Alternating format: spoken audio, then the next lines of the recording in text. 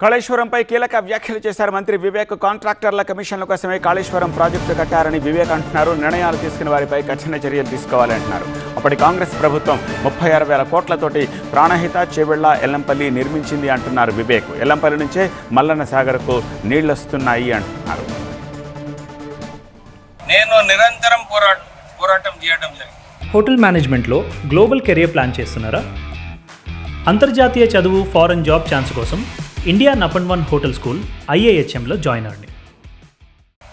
ప్రాణహిత చెవెల 11,000 కోట్ల రూపాయలు ఆల్రెడీ ఖర్చు పెట్టినారు. ఎల్లంపల్లి ప్రాజెక్ట్ కట్టినారు.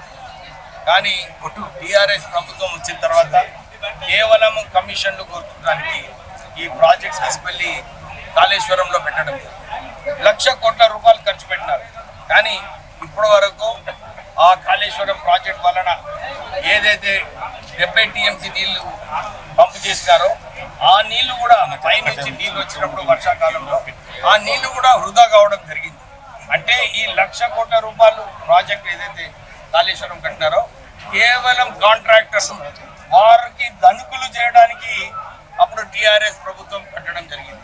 ఈ కాళేశ్వరం ప్రాజెక్ట్ రిపోర్ట్ వచ్చిన తర్వాత నిజంగానే ఎవరైతే నిర్ణయాలు తీసుకున్న వాళ్ళపైన కఠినమైన చర్యలు తీసుకోవాలని చెప్పి